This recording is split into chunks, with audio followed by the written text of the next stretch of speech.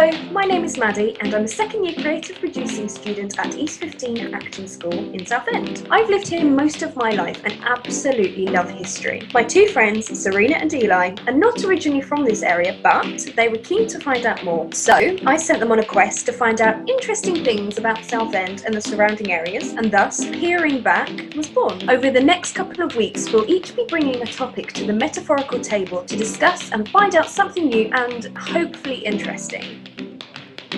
This week I looked into pirate radio. I just kind of thought I'd go back in time to when not just anybody could set up a broadcast on whatever platform. You had to have permission, you had to have licenses and so forth. I found an interesting article in the local Gazette about pirate radio from July 2003. And just to clarify, pirate radio is an unlicensed radio broadcast intended for general public reception. Yeah. So in the early days of pirate radio, it was usually amateur hobbyists and commercial organisations that wanted to plug their business for professional reasons, or just trying to, get by regulations to do their own thing, or transmit from another country where they thought the best audience was in a neighbouring country or something like that. So I found the article, July 2003, council officers in Southend took down an aerial and transmitter on the top of Chiltern Flats, which is somewhere in the centre of town, Maddie, by the Queensway. Yes, I know where that is. It's just along from Southend Victoria Station where the range is, kind of near that big shop by the big sorting office and everything. Oh. Well, the council had been having a battle with the radio stations, and sometimes those kind of illegal radio stations do affect police radio and emergency services and things like that. So that's where the council kind of comes into it, really. So the council were doing their best to try and get rid of pirate radio. And in 2004, there was a documentary based on East London and Southend pirate radio. And episode 2 was called Ghetto on Sea, and it featured Killer and Gambit, who both live in estates in Southend, one of whom, Killer, he ran Y2K FM, a radio station that played house and garage music, and it broadcast to Essex and the Thames Estuary. And he had a feud going with a DJ called Funky from Charm FM, a rival pirate station. So the episode really focused in on their feud and about how they were losing their temper with each other and vying for audiences and such like. You're kidding. Someone named Killer was losing his temper? I would have thought it was classical music and chill vibes. Yeah. Ran Y2K, which was the logo for everybody expecting the world to end in the year 2000. Right. And the rival station with DJ Funky was Charm FM. So you've got Killer going after Charm FM kind of thing. Yeah. Here's hoping Killer doesn't start a podcast and start a feud with us.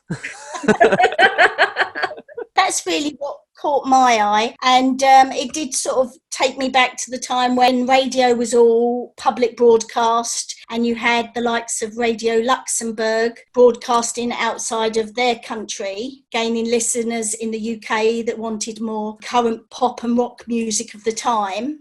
That led on to pirate radio on the seas off Essex and Radio Caroline in 1964, and that in itself has sparked off films and stories. Richard Curtis made the film The Boat That Rocked, based on Radio Caroline and the escapades of DJs out at sea. One of my all-time favourite films. I love that film. Yeah, well, Richard Curtis is one of my all-time favourite director-writers. And Radio Caroline, of course, they were commercial and introduced a new way of working with the media and to pay to get music to the listeners of the type of things that people wanted, not just the classic radio. You can remember the Good Morning Vietnam with Robin Williams film, where he went out to do radio broadcast from Vietnam, and then he transformed, if you like, that staid, placid music into let's get with it. And pirate radio kind of done that for radio listeners back in the 60s and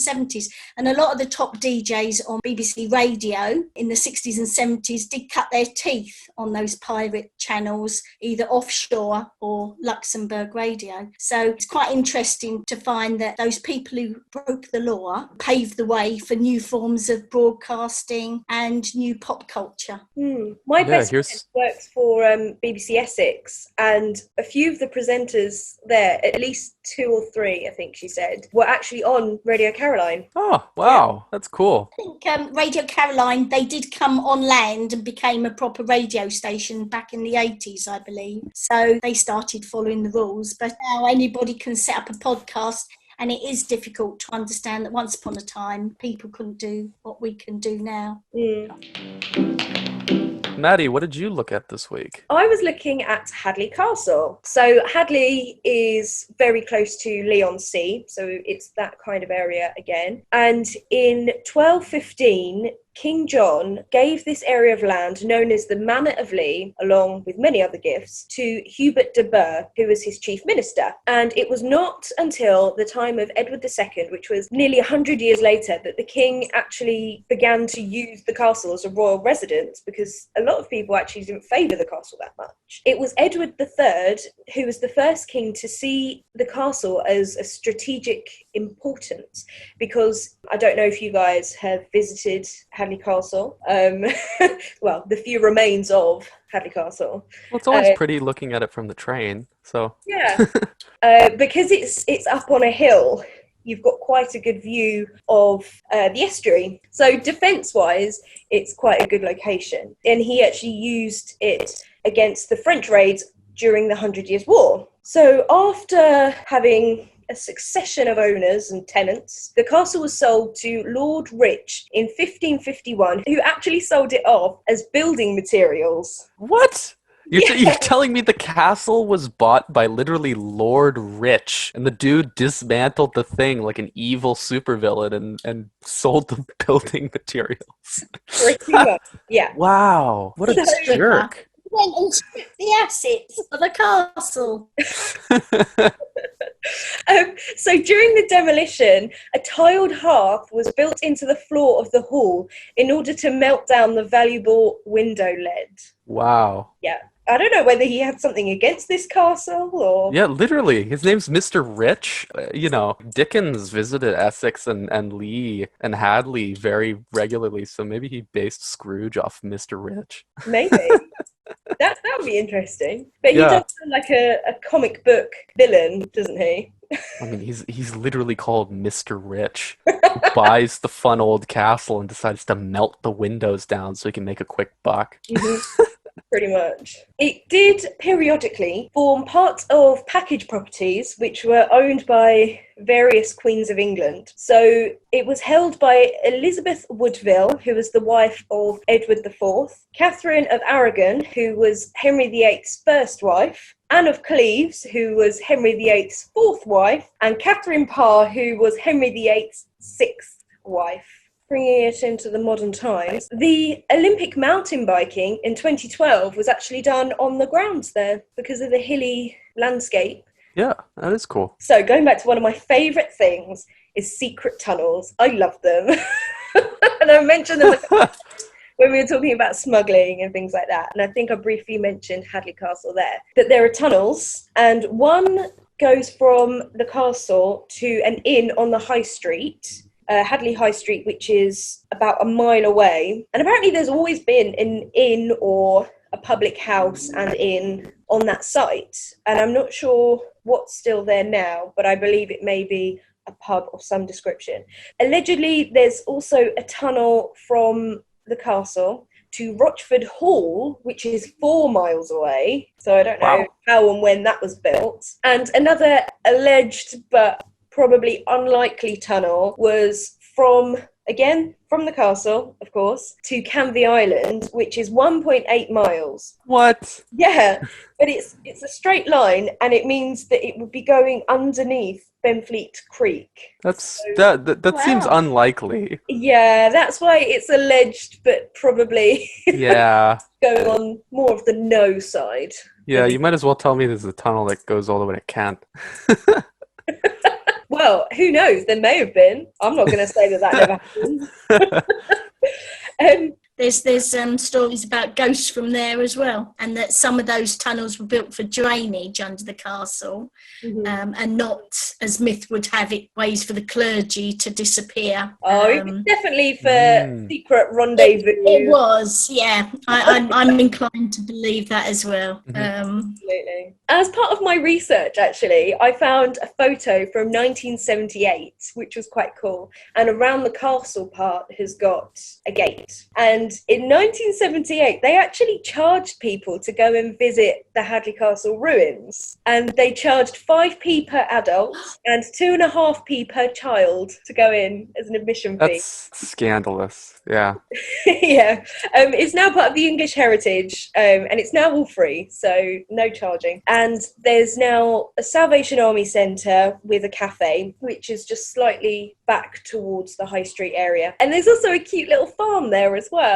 And in recent years, they've done mazes around Halloween time. Huh. Yeah. What, like a corn maze? Mm-hmm. Oh. Yeah. And I think that they must have been about 7 or 8 feet tall. It was massive, and they were really, really popular, but I don't think they've done them in more recent years.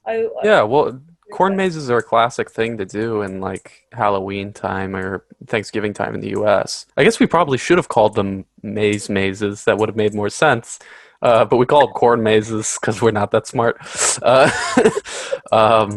Because I mean, like my home state, Illinois, has like I think it's 60% of the land in the entire state that's, the size of England is taken entirely by cornfield. Really? Yeah. So what I looked at was actually 2 of the exhibits that are and were on display in the Southend Planetarium, which is owned by the museums in the area. There's like a whole set of museums. I think there's because they've got the Beecroft Art Gallery, the Central Museum, Prittlewell Priory, South Church Hall, and the Planetarium. So it's 5. The Beecroft used to be in another location. It used to be opposite the Cliffs Pavilion, but because the building is literally falling down and they've just propped it up with massive planks of wood, it's still there, but unoccupied. So they moved it to where the library used to be, down Victoria Avenue, and then when they built the Forum, that became the new library. So the Beecroft name already existed in another location. Wow, I didn't know that one. Yeah,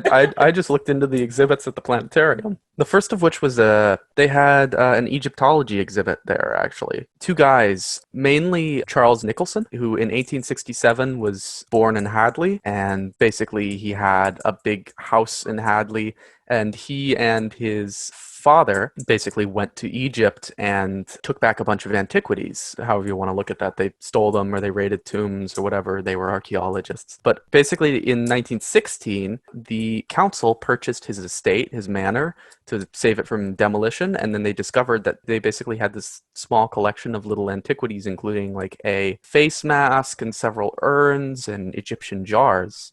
That they collected throughout their whole life, which is pretty amazing. And it's called the Nicholson Collection, and you can actually go and see it.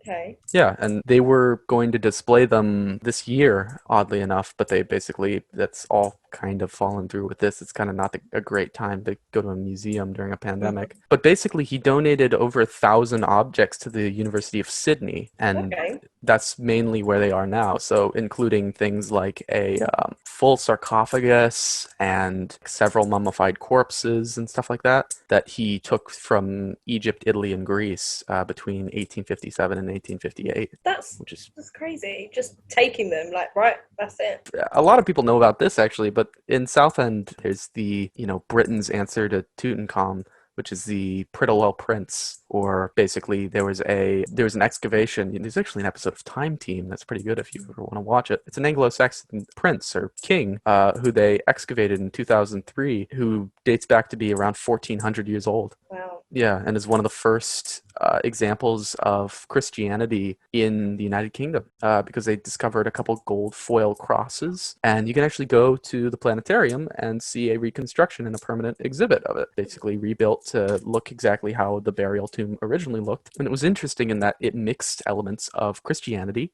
in the form of the crosses and how they buried the dead with elements of English and Saxon paganism. So he was buried with weapons and in full clothing and with like a whole set of wealth, things that weren't common to Christianity and weren't part of the beliefs. He actually was likely killed because of his beliefs, and later on, Essex basically became the first Christian kingdom in the UK. Oh, wow. Yeah, right? That's really cool. Yeah, and so that's my tale of two mummies in Southend, one of which being taken from Egypt and the other one of which being a local who just happened to survive for 1,400 years underneath the Prittlewell Highway. I wonder why it was donated to the University of Sydney, though.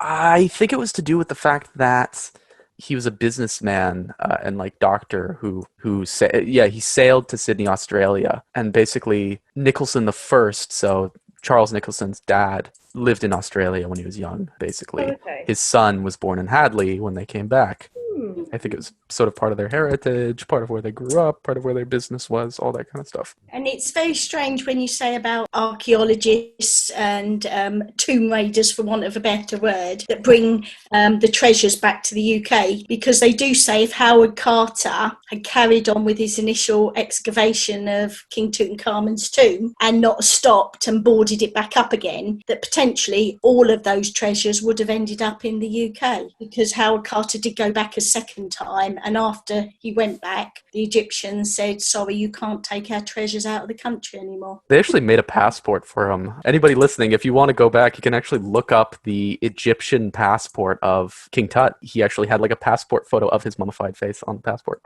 What? Yeah, with his birth date being like 1200 BC on the passport. He got a visa to enter the United Kingdom and stuff like that. It was hilarious, yeah. Because in theory, he was a person that they needed to move.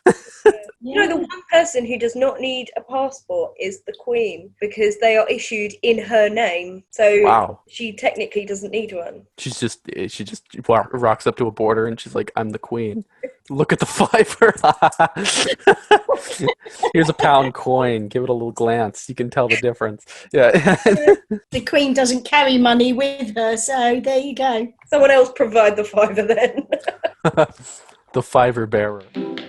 All of this was recorded on Zoom, so apologies for the mic quality. But thanks for listening, and join us next week to find out what else we discover about Southend.